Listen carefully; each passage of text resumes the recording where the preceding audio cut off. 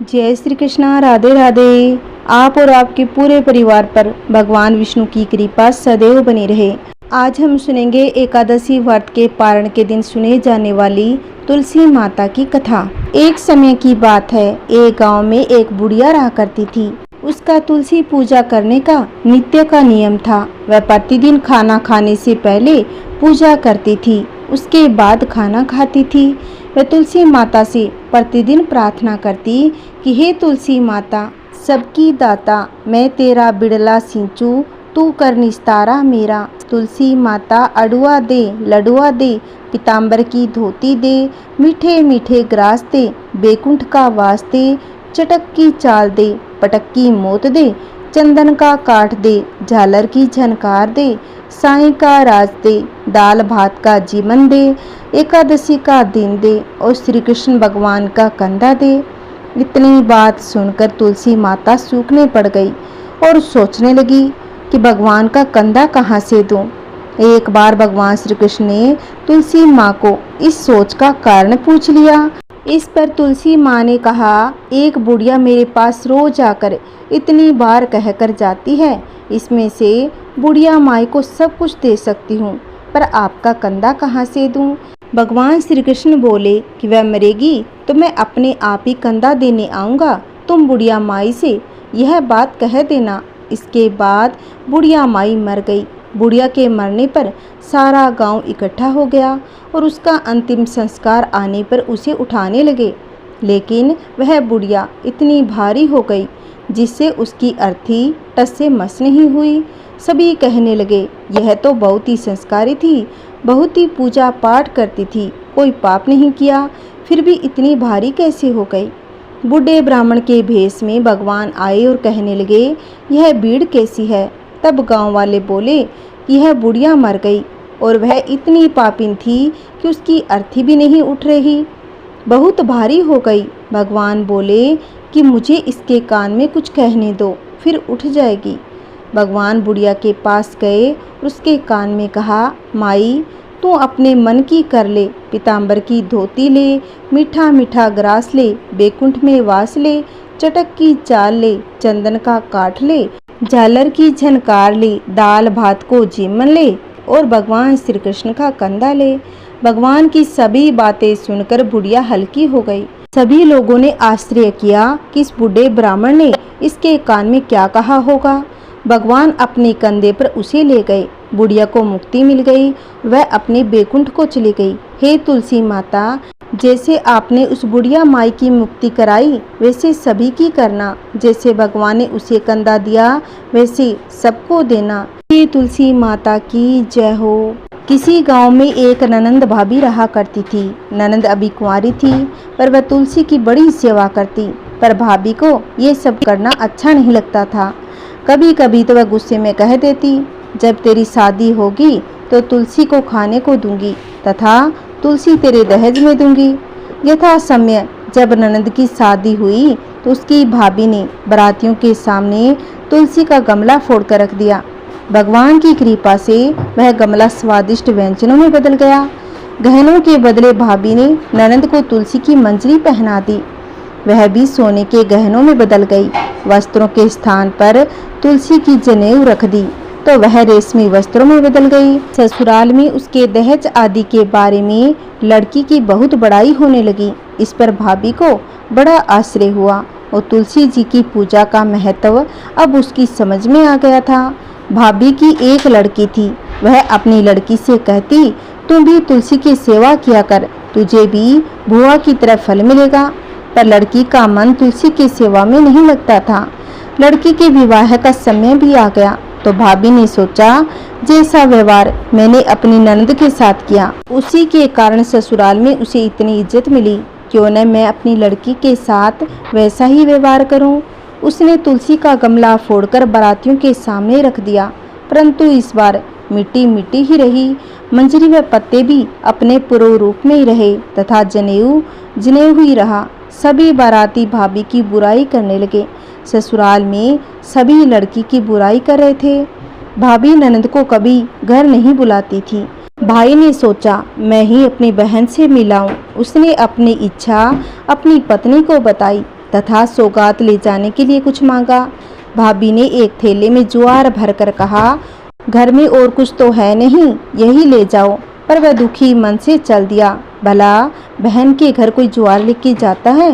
बहन के नगर के समीप पहुंचकर उसने एक गौशाला में गाय के सामने ज्वार का थैला पलट दिया। तब गोपालक ने कहा, अरे भाई, सोना मोती गाय के आगे क्यों डाल रहे हो? ये तो सोना मोती नहीं खाती। भाई ने उसको सारी बात बता दी तथा सोना मोती लेकर प्रसन्न मन से बहन के घर गया। बहन अपने भाई को देखकर बड़ी ही प्रसन्न हुई। जैसे तुलसी माता ने उस बहन को दिया, वैसे तुलसी माता सबको दे। कहानी कहते, कहानी सुनते, हुंकारा देते, सब परिवार पर अपनी कृपा बनाए रखना। बोलिए तुलसी माता की जय हो। आइए सुनते हैं कि गणेश जी को तुलसी क्यों नहीं चढ़ाई जाती। पुरानी कथाओं के अनुसार एक बार भगवान गणेश गंगा के तट पर कठिन तपस्या कर रहे थे। उसी दौरान देवी तुलसी भी अपने घर से तीर्थ यात्रा पर निकली थी। सभी तीर्थ स्थानों का दर्शन करते हुए जब तुलसी गंगा के तट पर पहुंची, तब उन्होंने गणेश को कठिन तपस्या करते हुए देखा। गणेश जी पीताम्बर और विभिन्न प्रकार के आभूषण पहनकर रत्न जड़ित सिंहासन पर बैठकर तपस्या में लीन थे। देवी तुलसी गणेश के रूप को देखकर इतनी मोहित हो गई कि उन्होंने गणेश के सामने अपने विवाह का प्रस्ताव रखते हुए उनकी तपस्या भंग कर दी। तपस्या भंग होने के बाद जब गणेश भगवान ने अपनी आंखें खोली, तब उन्होंने तुलसी के विवाह प्रस्ताव को ठुकरा दिया और कहा कि मैं एक ब्रह्मचारी हूँ और आजीवन विवाह नहीं करूँगा। लेकिन तुलसी भी उन्हें मनाने में जुटी रही। इसके बाद भगवान गणेश ने तुलसी से नाराज हुए, लेकिन प्रस्ताव ठुकरा देने के कारण देवी तुलसी भी गणेश भगवान से रुष्ट हो गई। विवाह का प्रस्ताव ठुकराए जाने पर नाराज होकर देवी तुलसी ने गणेश को श्राप दे दिया कि तुम्हारा एक नहीं बल्कि दो विवाह होंगे। तब गणेश भगवान ने भी तुलसी को श्राप दिया कि तुम्हारा विवाह किसी असुर से होगा। यह सुनकर देवी तुलसी ने गणेश से माफ़ी मांगी। तब गणेश ने वरदान दिया कि तुम भगवान गणेश और कृष्ण की प्रिय कहलाओगी और कलयुग में तुम्हें जीवन एवं मोक्ष की देवी माना जाएगा। इसके साथ ही गणेश ने यह भी कहा कि मेरी पूजा में तुलसी को शामिल नहीं किया जाएगा। तभी से गणेश भगवान की पूजा में तुलसी चढ़ाना वर्जित माना जाता है। आइए भक्तों, विट्ठल भगवान के बहुत बड़े भक्त नामदेव की कथा सुनते हैं। एक बार प्रेम से बोलिए विट्ठल भगवान की जय। श्री नामदेव जी महाराष्ट्र के एक सुप्रसिद्ध संत थे। वे विट्ठल भगवान के बहुत बड़े भक्त हुए थे। उनका ध्यान सदा विट्ठल भगवान के दर्शन, भजन और कीर्तन में ही लगा रहता था। संसारिक कार्यों में उनका जरा भी मन नहीं लगता था। वे एकादशी व्रत के प्रति पूर्ण निष्ठावान थे। वे उस दिन जल भी नहीं पीते थे। एकादशी की संपूर्ण रात्रि को हरि नाम से कीर्तन करते थे। एकादशी को वह न तो अन्न खाते न किसी को खिलाते। एक दिन एकादशी की रात्रि को वे हरि नाम से कीर्तन कर रहे थे। उसके साथ अनेकानेक भक्त भी से कीर्तन कर रहे थे। अचानक एक क्षीणकाय हड्डियों का ढांचा मात्र एक वृद्ध ब्राह्मण उनके द्वार पर आया और बोला, मैं अत्यंत भूखा हूँ, मुझे भोजन कराओ, अन्यथा मैं भूख के मारे मर जाऊंगा। श्री नामदेव जी बोले, मैं एकादशी को अन्न नहीं खाता और न ही किसी को अन्न खिलाता हूँ। अतः ब्राह्मण देवता, आप प्रातःकाल सूर्योदय का इंतजार करो, व्रत का पारण कर आपको भरपेट भोजन कराऊंगा। ब्राह्मण बोला, मुझे तो अभी ही भोजन करना है, मैं 120 वर्ष का बूढ़ा हूँ। एकादशी व्रत 8 वर्ष से लेकर 80 वर्ष तक के लोगों के लिए है। मैं भूख से मर जाऊंगा और तुमको ब्रह्मा हत्या का पाप लगेगा। श्री नामदेव जी ने कहा, ब्राह्मण देवता, चाहे कुछ भी हो जाए, मैं आपको भोजन नहीं करा सकता। कृपा आप सुबह तक प्रतीक्षा करें।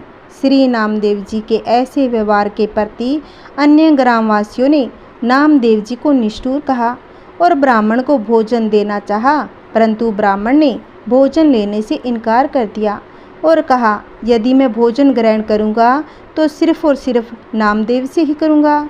श्री नामदेव जी ने जब ब्राह्मण को भोजन न दिया तो कुछ ही समय में उसके प्राण पखेरु उड़ गए। वहाँ उपस्थित सभी लोग श्री नामदेव जी के प्रति अपशब्द कहने लगे, उन्हें हत्यारा कहकर संबोधित करने लगे। श्री नामदेव जी कुछ न बोले, पूर्ववत विठल भगवान के भजन और कीर्तन में ही लगे रहे तथा एक पल के लिए उठे और मृतक शरीर को ढक कर रख दिया और मृतक देह के समक्ष नाम संकीर्तन करते रहे। प्रातःकाल श्री नामदेव जी ने व्रत पारण किया और एक चिता बनाई। स्वयं उस ब्राह्मण के पार्थिव शरीर को अपनी गोद में लेकर चिता में बैठ गए। चिता को प्रज्वलित किया गया। जब आग की लपटें श्री नामदेव जी तक पहुंचने लगी तो अचानक वह ब्राह्मण उठा और श्री नामदेव जी को उठाकर चिता से बाहर कूद पड़ा। तो जब तक नामदेव जी कुछ समझ पाते वह बूढ़ा अंतर्ध्यान हो गया। स्वयं विठल भगवान उनकी परीक्षा लेने आए थे। इस घटना को देखकर सब आश्चर्यचकित हो गए और श्री नामदेव जी की जय जयकार करने लगे। धन्य है श्री नामदेव जी। चित्त में प्रज्ञा का प्रकाश, ज्ञान का दीपक जले तभी ठाकुर जी का निराकार स्वरूप दिखाई देता है।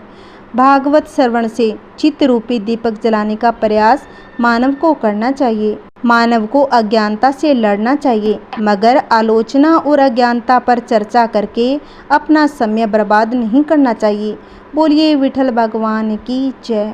पौराणिक कथा के अनुसार एक बार शनिदेव भगवान विष्णु के पास गए। सबसे पहले शनिदेव ने उनका अभिवादन किया। इसके बाद माँ लक्ष्मी की ओर देखते हुए उन्होंने विष्णु जी से पूछा कि प्रभु, हम दोनों आपको कैसे लगते हैं। इस सवाल पर भगवान विष्णु कुछ समय के लिए मौन हो गए, क्योंकि इसका जवाब देना उसके लिए आसान नहीं था। एक तरफ उनकी पत्नी थी, दूसरी ओर वह अप्रिय ग्रह शनिदेव थे। भगवान विष्णु को पता था अगर वह सच्चाई बता देंगे तो शनिदेव नाराज हो जाएंगे। भगवान विष्णु मौन देख शनिदेव ने दोबारा इस सवाल को दोहराया। इसी बीच भगवान विष्णु को एक तरकीब सूझी। उन्होंने कहा कि शनिदेव, आप लक्ष्मी जी के साथ उस सामने वाले वृक्ष तक जाएं, उसे स्पर्श कर पेड़ का एक पत्ता लेकर परिणाम स्वरूप मेरे पास लेकर आए। दोनों में इस बात को जानने की उत्सुकता थी कि भगवान विष्णु आखिर उनके बारे में क्या सोचते हैं। जब दोनों पेड़ की ओर जा रहे थे तो उस वक्त भगवान विष्णु दोनों को अपलक देखते रहे। कुछ देर बाद दोनों ने वृक्ष को स्पर्श कर परिणाम स्वरूप एक पत्ता लेकर वापस आ गए। अब थी भगवान विष्णु की जवाब देने की बारी। भगवान विष्णु ने कहा, हे शनिदेव, तुम जाते हुए मुझे अच्छे लग रहे थे और लक्ष्मी, तुम आती हुई मुझे अच्छी लग रही थी। भगवान विष्णु द्वारा दिए गए इस जवाब को सुनकर दोनों प्रसन्न हो गए। यानी शनि उतरता हुआ यानी कि जाता हुआ शुभ होता है और लक्ष्मी आती हुई अच्छी लगती है। बोलिए शनिदेव भगवान की जय। बोलिए विष्णु भगवान की जय। बोलिए तुलसी माता की जय हो। एक कथा के अनुसार क्षीर सागर का मंथन करने पर ऐरावत हाथी, कल्प वृक्ष, चंद्रमा, लक्ष्मी, कौस्तुभमणि, दिव्य औषधियाँ तथा अमृत कलश आदि निकले। सभी देवताओं ने लक्ष्मी एवं अमृत कलश भगवान विष्णु को अर्पित कर दिए। भगवान विष्णु अमृत कलश को अपने साथ में लेकर अति प्रसन्न हुए। उनके आनंद अश्रु उस अमृत में गिर पड़े जिनसे तुलसी की उत्पत्ति हुई। इसीलिए तुलसी भगवान विष्णु को बहुत प्रिय हो गई। तब से देवता भी तुलसी को पूजने लगे। पुराणों के अनुसार भगवती तुलसी मूल प्रकृति की ही प्रधान अंश है। वे गोलोक में तुलसी नाम की गोपी थी और भगवान के चरणों में उनका अतिशय प्रेम था। रास लीला में श्री कृष्ण के प्रति अनुरक्त देखकर राधा जी ने इन्हें मानव योनि में जन्म लेने का श्राप दे दिया। इससे वे भारतवर्ष में राजा धर्मध्वज की पुत्री हुई। गोलोक में सुदामा का नाम एक गोप श्री कृष्ण का मुख्य पार्षद था। उसे भी राधा जी ने क्रोध होकर दानव योनि में जन्म लेने का श्राप दिया था, जो अगले जन्म में शंखचूड़ दानव बना। ब्रह्मा जी की प्रेरणा से भगवती तुलसी का शंखचूड़ दानव से गंधर्व विवाह हुआ था। ब्रह्मा जी का वरदान पाकर दानवराज शंखचूड़ ने अपने पराक्रम से देवताओं को स्वर्ग से निकालकर उस पर अपना अधिकार कर लिया। देवता गण त्रस्त होकर भगवान विष्णु की शरण में गए। भगवान विष्णु ने देवताओं को शंखचूड़ के जन्म एवं वरदान की बात बताकर उसकी मृत्यु का उपाय बताते हुए उसे मारने के लिए भगवान शंकर को एक त्रिशूल दिया और कहा कि तुलसी का अस्तित्व नष्ट होने पर ही शंखचूड़ की मृत्यु संभव हो सकेगी। भगवान विष्णु ने देवताओं को दिए गए वचन के अनुसार छलपूर्वक तुलसी का अस्तित्व नष्ट कर दिया। उधर भगवान शंकर ने त्रिशूल से शंखचूड़ का वध कर डाला। भगवान विष्णु ने जो अनुग्रह कर तुलसी को अपनी पत्नी बनाने के लिए छल का अभिनय किया, उससे रुष्ट होकर उन्होंने उन्हें पाषाण शिला बनने का श्राप दे डाला और स्वयं तुलसी के शरीर से गंडकी नदी उत्पन्न हुई और भगवान श्री हरि उसी के तट पर मनुष्यों के लिए पुण्यप्रद शालिग्राम बन गए। तुलसी की कारुणिक अवस्था देखकर भगवान ने तुलसी के सामने प्रकट होकर उन्हें समझाते हुए कहा, तुम मेरे लिए बद्री वन में रहकर बहुत तपस्या कर चुकी हो। साथ ही इस शंखचूड़ ने भी उस समय तुम्हारे लिए दीर्घ समय तक तपस्या की थी। तुम्हें पत्नी रूप में प्राप्त करने के बाद अंत में वह गोलोक चला गया। अब मैं तुम्हें तुम्हारी तपस्या का फल प्रदान करना चाहता हूँ। अब तुम इस शरीर का त्याग कर दिव्य देह धारण कर मेरे साथ आनंद करो। लक्ष्मी के समान तुम्हें सदा मेरे साथ रहना चाहिए। तुम्हारा यह शरीर गंडकी नदी के रूप में प्रसिद्ध होगा, जो मनुष्यों को उत्तम पुण्य देने वाला बनेगा। मैं भी तुम्हारे श्राप से पाषाण बनकर भारतवर्ष में गंडकी नदी के तट के समीप निवास करूंगा। वहां रहने वाले करोड़ों कीड़े अपने तीखे दांत रूपी आयुधों से काट काट कर उस पाषाण में मेरे चक्कर का चिन्ह करेंगे। चारों वेदों के पढ़ने तथा तपस्या करने से जो पुण्य प्राप्त होगा, वह पुण्य शालिग्राम शिला के पूजन से निश्चित रूप से सुलभ हो जाएगा। तुम्हारे केश कला पवित्र वृक्ष होंगे, जो तुलसी नाम से प्रसिद्ध होंगे। तीनों लोकों में देवताओं की पूजा के काम में आने वाले जितने भी पत्र व पुष्प हैं, उन सब में तुलसी प्रधान मानी जाएगी। स्वर्गलोक, मृत्युलोक और पाताल तथा बैकुंठ लोक में सर्वत्र तुम मेरे पास रहोगी। वहाँ तुम लक्ष्मी के समान सम्मानित हो जाओगी। तुलसी वृक्ष के नीचे के स्थान परम पवित्र होंगे। तुलसी के गिरे पत्ते प्राप्त करने के लिए समस्त देवताओं के साथ मैं भी रहूँगा। उस समय तुलसी के शरीर से गंडकी नदी उत्पन्न हुई और भगवान श्री हरि उसी के तट पर मनुष्यों के लिए पुण्यप्रद शालिग्राम बन गए। तुलसी अपना वह शरीर त्याग कर और दिव्य रूप धारण करके श्री हरि के वक्षस्थल पर लक्ष्मी की भांति सुशोभित होने लगी। भगवान श्री हरि उन्हें साथ लेकर बैकुंठ धाम पधार गए। शालिग्राम जी पर केवल शयन कराते समय ही तुलसी हटाकर बगल में रख दी जाती। इसके अलावा वे कभी तुलसी से अलग नहीं होते थे। जो शालिग्राम पर तुलसी पत्र को हटा देता है, वह दूसरे जन्म में पत्नी विहीन होता है। साथ ही शंख से तुलसी पत्र का विच्छेद करने वाला व्यक्ति भार्याहीन तथा 7 जन्मों तक रोगी होता है। शालिग्राम, तुलसी और शंख को जो व्यक्ति एक साथ रखता है, उससे भगवान श्रीहरि बहुत ही प्रसन्न हो जाते हैं। कलयुग में जो मनुष्य भगवान श्रीहरि और केशव की मूर्ति के लिए पृथ्वी पर तुलसी का वृक्ष लगाते हैं, उनका यमराज भी कुछ बिगाड़ नहीं सकते। तुलसी, तुम अमृत से उत्पन्न हो और केशव को सदा ही प्रिय हो। मैं भगवान की पूजा के लिए तुम्हारे पत्तों को चुनता हूँ। तुम मेरे लिए वरदायिनी हो। इस कहानी को संपन्न करते हुए अब हम सुनेंगे शालिग्राम जी की कहानी। एक कथा के अनुसार एक कसाई भगवान शालिग्राम का बहुत बड़ा भक्त था। उसका नाम सदना था। सदना बहुत ही ईमानदार व भोला था। वह हमेशा भगवान का नाम लेता रहता था और उनकी कीर्तन करता रहता। यहाँ तक कि वो जब मांस काटता या बेचता, तभी भगवान का नाम का गुणगान करता रहता। ऐसे ही एक दिन कसाई सदना भगवान का नाम लेते हुए अपनी मस्ती में कहीं जा रहा था। तभी अचानक से उसे अपने पैरों में पत्थर का स्पर्श महसूस हुआ। जब उसने नीचे देखा तो वह एक काला पत्थर था। अब भोले कसाई ने वह पत्थर को यह सोचकर उठा लिया कि उसे अपनी दुकान ले जाकर उससे मांस का वजन करेगा।